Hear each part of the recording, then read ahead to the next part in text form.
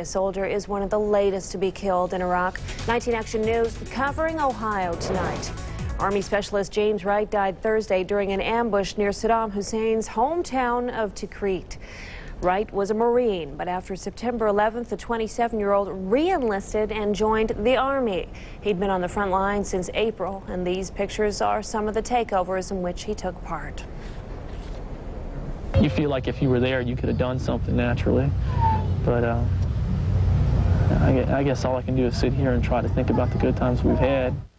Wright's hometown of Delhi is putting up flags and signs to show support for his family. His wife is due to give birth to their first child in December. Near Dayton, people scrambled for cover after a plant chemical leak and explosion that sent one man to the hospital. It happened at a chemical plant in Miamisburg. The blast blew off part of the roof, sending smoke hundreds of feet into the air. Police evacuated everyone within a mile of that plant. Well, a follow-up tonight on the man who died when a bomb around his neck went off in Erie, Pennsylvania. The pizza delivery man who robbed the bank was once arrested for threatening neighbors and a judge. Brian Wells apparently called a judge in 1991 saying he wanted his neighbors evicted or, quote, he'd put a bullet in their heads. Wells died last month after robbing a bank. He told police he'd been forced to rob the bank and someone locked a bomb around his neck. Another follow-up, 1,700 Cleveland middle school students will be back on school buses tomorrow. They've been riding RTA buses since school began, saving the district $2 million.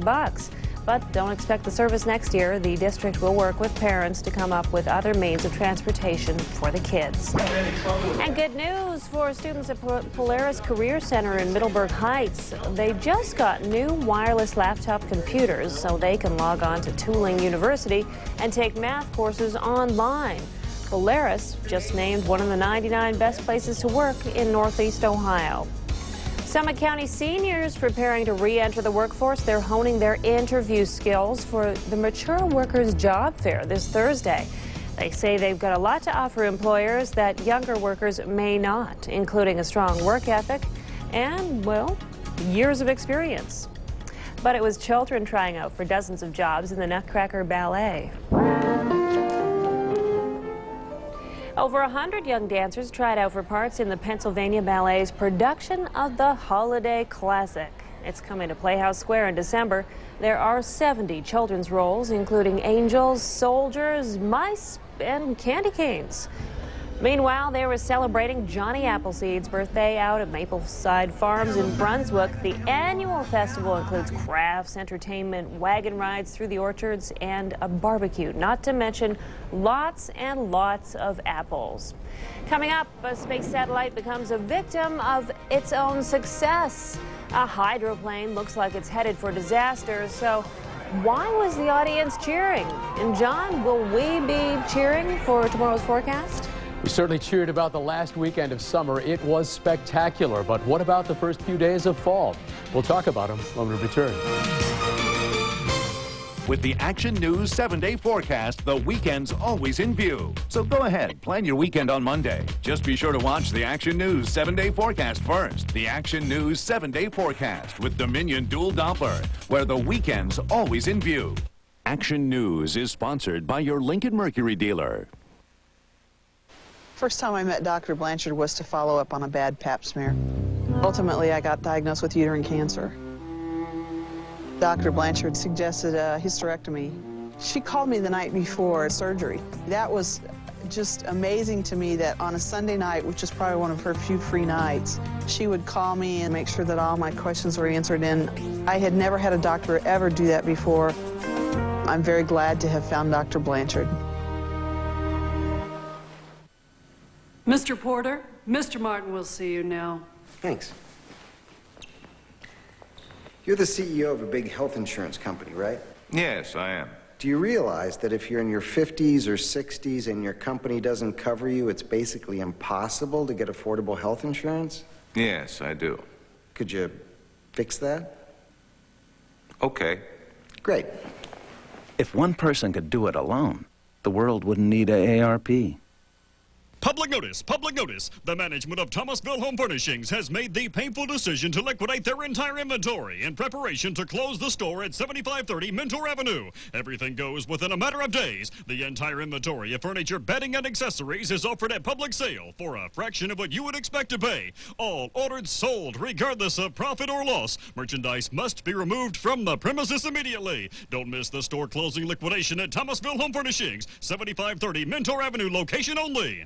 At last, a window everyone can afford. These durable fusion-welded windows are made by the largest manufacturer of windows in the U.S. And now Regency Windows can offer this exclusive product to the public for the amazingly low price of $169. For $169, you get this top-quality double-hung window with a lifetime warranty.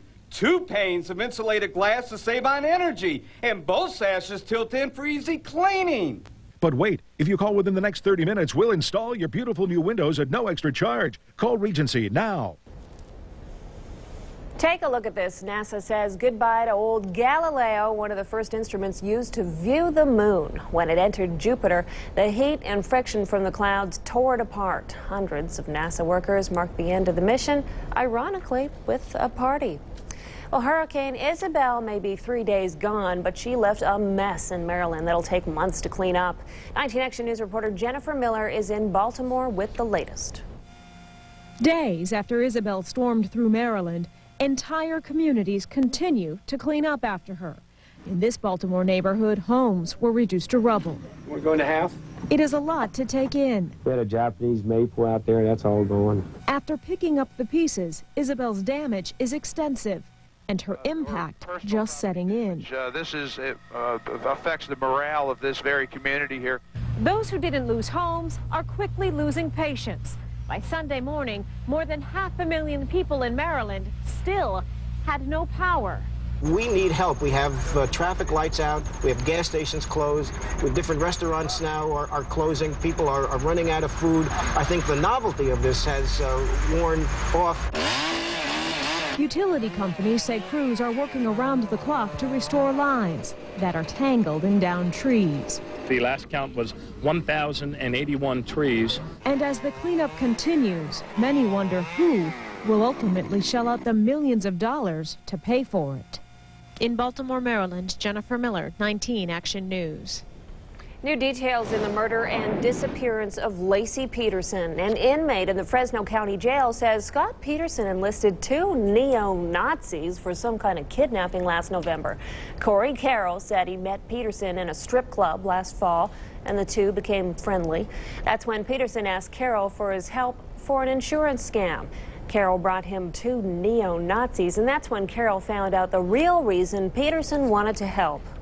Well, it's my understanding that Mr. Carroll was present when Mr. Peterson solicited 2 individuals to kidnap his wife. At that point, Carroll says he left because he didn't want to get involved. Carroll's attorney says he has nothing to gain by coming forward. He's being held without bail for a parole violation. Well, a house explosion practically takes out a city block, and a hydroplane racer does a somersault. 19 Action News takes you across America. In Detroit, Michigan, 3 homes flattened after a natural gas explosion. The blast at one house caused a fast-moving fire that quickly devoured 2 more homes about 5:30 this morning. Amazingly, no one hurt in that blast. In Arkansas, students may smell a little smoke when they go to school tomorrow. Fire marshals sifting through rubble